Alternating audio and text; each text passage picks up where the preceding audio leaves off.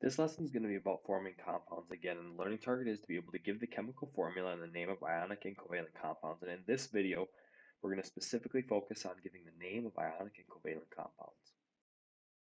An important part of science is being able to communicate with one another. And so if we're working with chemicals, we've got to be able to tell what we're dealing with here and what type of chemicals we're talking about and what compounds we're talking about. And so there's a naming system for how we are going to do this. So for example, if I have CaCl2, there's a way that I know that this is calcium chloride. And if I have H2O, this isn't just water, this is dihydrogen monoxide. And there's a way that we're going to learn how to do this. And if I have carbon dioxide right here or carbon monoxide, those are two very different things. Um, and so this naming system is what we're going to learn in this video. And so there's a flow chart here for you to use, which is really helpful to have as notes to look back on. And it goes through the steps starting at the top. And so if I have something like, let's go back to my calcium chloride, as if I didn't know what this was, the first step that I'm going to do is I'm going to determine if it's an ionic or a covalent compound, because depending on the answer to that, you can see that we split one way or the other here. Um, that's going to have a big role in what the name of this compound is and what rules I use to do it. And so I've got to go back to my periodic table. Well, I have a metal in calcium and I have a nonmetal in chlorine. And so if I have a metal and a nonmetal, I know that that's an ionic compound. And so I'm going to follow this pathway down. And when we have an ionic compound, it's actually pretty simple. The metal is named first and keeps its element name. And so that first word is calcium. It keeps its name. Nothing changes with that one. And then my second step here is my nonmetal is named last and gets the suffix IDE. And so I have chlor would normally be ene, but when it forms a compound, it's calcium chloride. Calcium chloride would be the name of that one. And just to figure out where that IDE goes, it's kind of playing around with it. If I have something like chloride, it replaces the I. If I have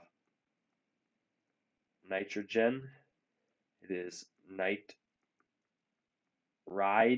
I don't really have a good rule of thumb for this one. You just got to kind of play around with it. If I have oxygen, it is oxide.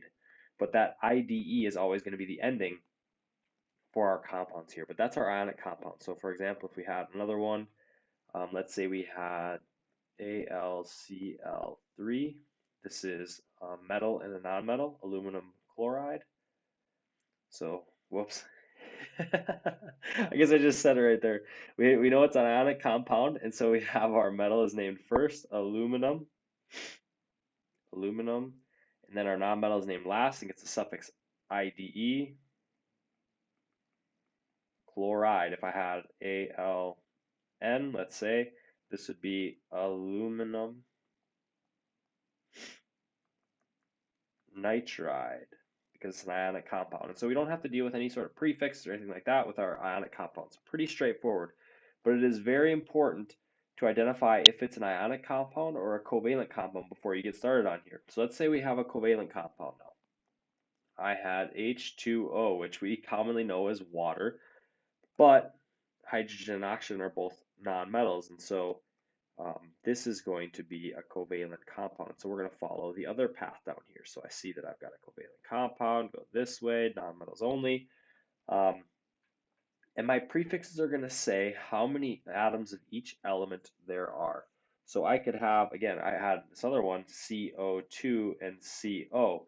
Well, if I was going to do this the same way as my ionic compounds, I would have carbon oxide for both of these. These are two very different compounds, carbon dioxide and carbon monoxide. And so the prefixes that you're going to learn here help us to tell the difference between our molecules when we have the same type of elements being used, but we have different amounts of each of them in these compounds. And so our prefixes are laid out right here, right? You can see that one atom is mono, two atoms is di, three atoms is tri, four atoms is tetra, and five atoms is penta.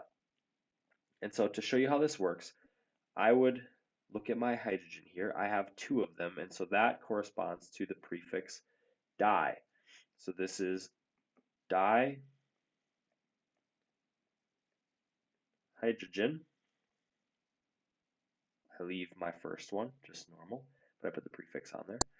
And then my second element here is oxygen. There's only one of them. I don't have any number down here, my subscript. And so this is monoxide. Mono for one, ox, and then we still get the ID E ending. So H2O, the actual name for it is dihydrogen monoxide. So we can use the same process for other atoms here, other compounds that we have here. Let's say we had NH3.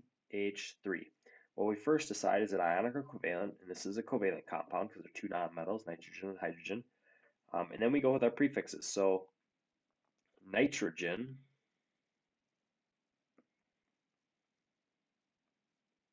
and there's a little exception here with the mono. You might be thinking, well, it should be mononitrogen. Anytime we have the first element of a name and there's one, we don't use the mono. We just assume that if we don't put the prefix on it, there's only one.